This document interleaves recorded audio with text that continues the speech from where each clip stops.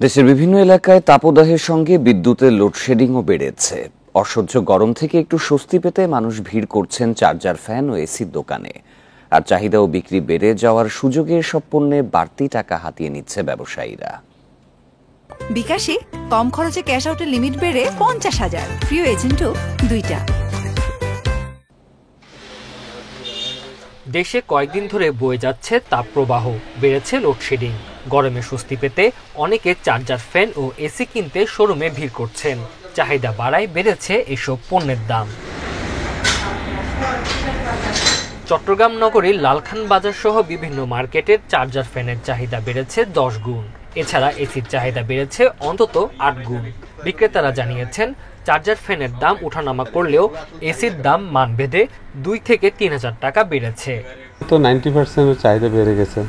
Regular basis থেকে regular যেই amount of fan যাইতো, চার্জার ফ্যান যাইতো, তার থেকে 90% চাহিদা বেড়ে গেছে গরম ঢুকাতে। এসির প্রাইস তো বাড়ছে আজ থেকে 2-3 বছর আগে। 2-3 বছর আগে প্রাইস বাড়ছে, তবে ওই প্রাইসটা এখনও কমে নাই, কিন্তু ক্রমান্বয়ে আরেকটু বাড়তেছে। তাপপ্রবাহের নাবিশ্বাস উঠেছে রাজশাহী, বগুড়া সহ উত্তরাঞ্চলের মানুষের। ফ্যান এসির পাশাপাশি অনেকেই খুঁজছেন আইপিএস। ক্রেতাদের অভিযোগ, এই সুযোগে ফ্যানের দাম 1.5 গুণ বেশি নিচ্ছেন বিক্রেতারা।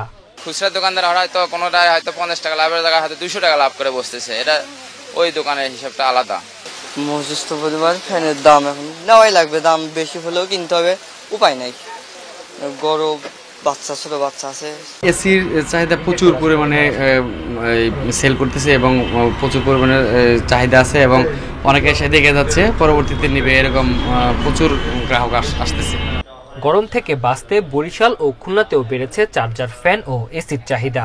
যোগান কমের অজুহাতে দাম বাড়িয়েছেন বিক্রেতারা। দাম গত বছর ছিল 5,500 টাকা কিনছিলাম, কিন্তু এবছর দেখতেছি 8,500 টাকা, মানে 3,000 টাকা এক বছরে বৃদ্ধি পেয়ে গেছে। বাজার মার্কেটে নিয়ে ইসের কারণে বা সিন্ডিকের কারণে এটা আমরা বুঝতে পারছি না কি কারণে।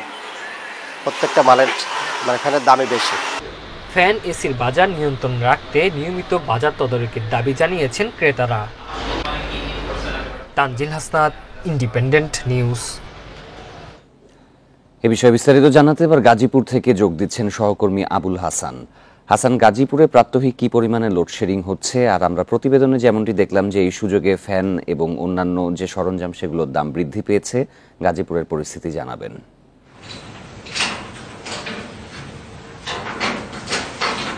দেখুন, লোডশেডিংয়ের কথা যদি বলি, যে গাজীপুরে কিন্তু প্রায় প্রতিদিনই লোডশেডিং হচ্ছে এবং সেটি ঘন্টা বা 2 ঘন্টার মতো লোডশেডিং থাকছে প্রতিদিন, এবং সেটি সকালেও হচ্ছে বা অনেক সময় সন্ধ্যাতেও হচ্ছে। ফলে যে গরমের যে মাত্রা সেটি যেমন বেড়েছে, তেমন লোডশেডিংয়ের কারণে কিন্তু মানুষের ভোগান্তি এখন চরমে। এবং এই কারণে মানুষ কিন্তু যে চার্জার ফ্যান রয়েছে এবং যে রেগুলার ফ্যানগুলো রয়েছে, সেই ফ্যানের দিকে মানুষের বাড়তি চাহিদা রয়েছে এবং বিশেষ করে চার্জার যে ফ্যানগুলো রয়েছে সেগুলোতে মানুষ কিন্তু বেশি কিনছে। ফলে এক শ্রেণীর যারা ব্যবসায়ী তারা কিন্তু সুযোগ কাজে লাগাচ্ছেন এবং দাম বাড়িয়ে দিয়েছেন। এবং যেগুলো আগে কম ছিল কিছুটা, সেই প্রতিটি ফ্যান কিন্তু ক্ষেত্রভেদে 1 থেকে 1,500 টাকা বেশি বিক্রি করছে ব্যবসায়ীরা।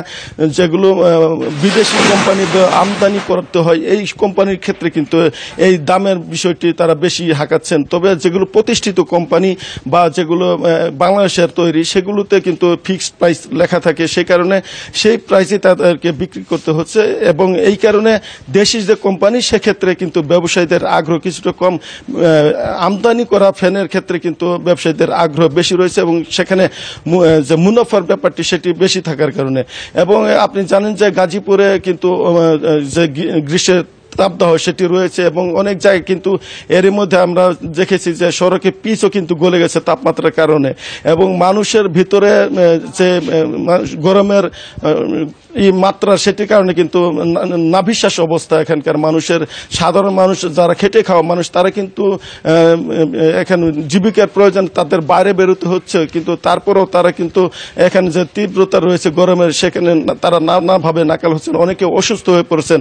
আমরা খোঁজ নিয়ে যেটি জেনেছি যে হাসপাতালগুলোতে কিন্তু ডায়রিয়া সহ পেটের পীড়াজনিত রোগের যে রোগী সেটি বেশি বেড়েছে। বিশেষ করে শিশুদের সংখ্যা কিন্তু এখানে অনেক রয়েছে এবং এখানে ঠান্ডা, জ্বর এই ধরনের যে মৌসুমী যে অসুখগুলো থাকে সাধারণত তাপদাহের কারণে হয়, সেই রোগগুলো কিন্তু বৃদ্ধি পেয়েছে।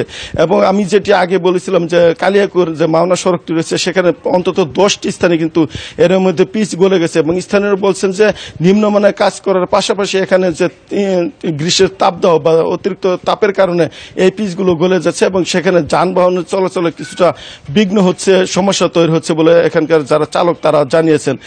সার্বিকভাবে যদি বলি যে গাজীপুরের সাধারণ মানুষ কিন্তু এই গরমে অনেকটাই নাজেহাল হয়ে পড়েছেন এবং তারা কিন্তু গরম থেকে পরিত্রাণের জন্য বিভিন্ন চার্জার, ফ্যান সহ অন্যান্য যে ইলেকট্রনিক সামগ্রী রয়েছে সেগুলোতে আশ্রয় নিচ্ছেন।